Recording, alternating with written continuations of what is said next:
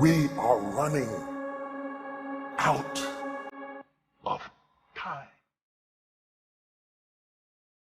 What are you going to do with the time you have left? I say that if you don't reposition yourself, you could miss the best time in your life, in this season of life.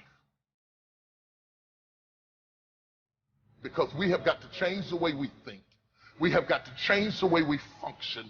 We have got to change the way we deal with issues.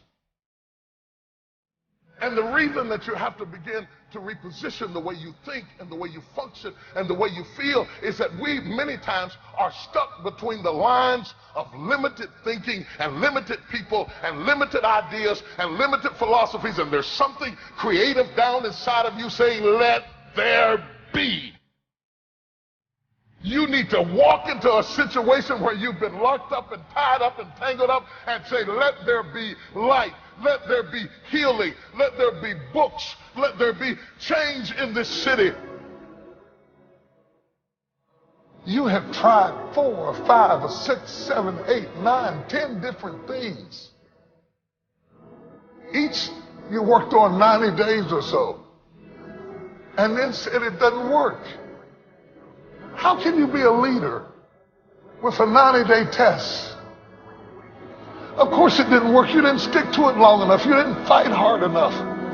You didn't do what it took to win, and rather than to correct it and get it right, you walked away from it and tried something else, and for the last 10, 15 years of your life, you've been on the run from one thing to the next thing to the next thing, trying to make all this stuff work. Stop it. Stand still. You have to have the courage to live with the pressure and the criticism. New levels bring new devils. You have to be tough. You have to be tough to be able to stand it.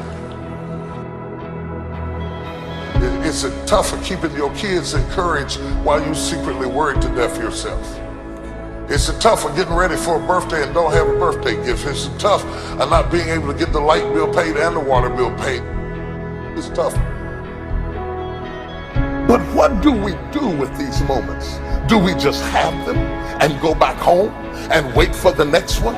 Almost like junkies getting a fix or smokers smoking a cigarette? Are we just habitually addicted to moments without being able to take that moment and use it strategically to do something in our lives?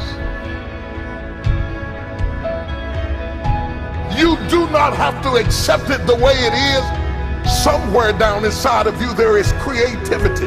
We've got to break out of the barriers and the limitations and get outside of the box. Something is about to happen in your life.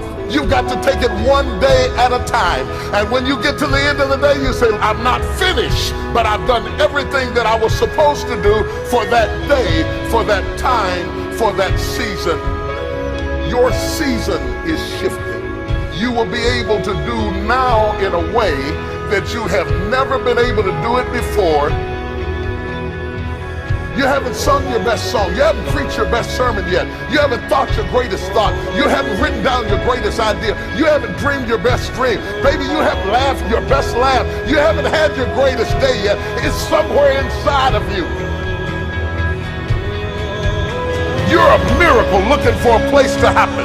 You have got all kinds of things locked up inside of you that are about to come forth for such a time as this. The time is right. The stage is set. The conditions are in order. And something awesome is about to happen in your life. Don't let anybody tell you you're too young. Don't let anybody tell you you're too old. Don't let anybody tell you you're fitted. Every day you wake up in the morning, it's a sign the best is yet to come. This is my moment, and I am determined to live it. The mind is the battleground. The fight is in your mind. Are you ready for the next level?